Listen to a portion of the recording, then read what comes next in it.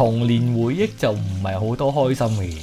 咁但係你話有一個餸菜可以好代表到我自己一個好中意嘅嘢，我相信應該係想當年我媽咪嘅呢一個病人肉嘅呢個肉餅。一直都係住喺香港啲唐樓，每日都要行6層樓梯翻屋企嗰啲。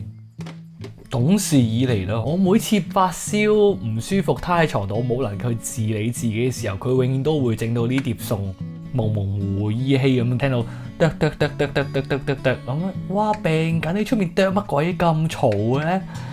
跟住到食飯嘅時候就知，哦，原來啄緊呢個肉碎，同埋煮個銀魚仔，整到好脆咁樣，俾我攞去餸粥。咁我唔知呢一個背後有啲咩魔法喺度啦。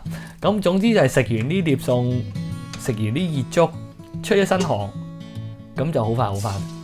即係可能一個我嘅少少嘅小魔法啦，我諗係。有一日傾開閒偈，媽咪你平時我每次病咧，你煮嗰碟餸叫咩啊？啲肉碎咧、豉油啊、瓜脯咧，嗰碟嘢叫咩啊？佢話嗰碟嘢啊？冇名喎，病人肉啦，不如叫做，因為每次病嘅時候先食噶嘛。平時真係唔會煮，真係每次係我病緊嘅時候，佢覺得哇呢個又開胃啦，又有營養啦，攞嚟餸粥一流啊！嗰陣時我大個嘅時候，我再笑佢，喂係咪因為食完呢個就會病啊？所以唔可以食呢個啊？係咪一定要病咗先食得？佢話唔係，你想食我咪整俾你食咯。咁但係我總係覺得。病會好翻，但可能會病都係唔好啦，所以就平時都唔會煮。係啦，咁我成日都攞嚟做笑話。咁呢個病人肉嘅原材料就係梅頭瘦肉碎同埋瓜脯，因為我屋企係福建人嚟嘅，佢係攞啲白瓜啊嗰啲就去攞啲豉油去醃嘅，咁啊所以醃到嗰啲瓜脯好脆口，亦都好鹹。我屋企咧就長期咧有一個玻璃罌咧，入面有好多黑蒙蒙嘅嘢。我嗰陣時成日都諗咩嚟嘅咧？跟住呢個病人肉嗰啲瓜脯啊嘛，咁樣咯，好搞笑。已經屋企雪櫃永遠一大罌喺度，同埋會要啲蒜頭啦、乾葱啦、少少生粉同埋豉油。咁啊，開個火蒸大約8至10分鐘啦，熟咗就 OK 咯。白飯魚仔。成袋好似啲魚乾咁樣咧，跟住有一個透明膠袋裝住。我屋企永遠都雪櫃有一袋喺度嘅。咁佢首先會落啲蒜頭同油，去將個蒜頭爆香佢，令到啲油會有啲蒜味啦。咁跟住就會將啲喺雪櫃攞出嚟魚仔乾啦，就倒落去，慢火慢慢兜到佢乾身炸香咗咁樣。佢咬落去就好似食緊嗰啲脆片咁樣，好脆好脆嘅。咁啊攞嚟餸粥嘅一流。嗰種味道係永遠都喺腦入面。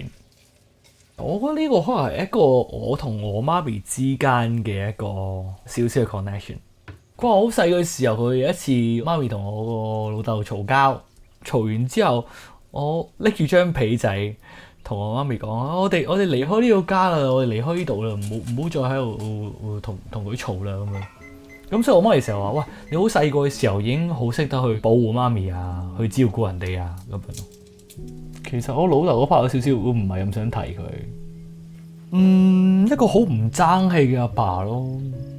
Let's say 去澳門賭錢啊，咁啊你如果有閒錢，你攞去賭冇問題。但係你賭到連屋企生活費都攞唔到出嚟，而你係屋企唯一嘅生活支柱嘅時候，我覺得呢個唔係一個稱職嘅阿爸會去做嘅嘢啦。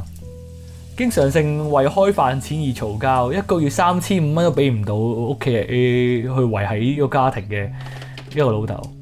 咁所以有一段時間係我同我媽咪喺屋企樓下係做小販嘅。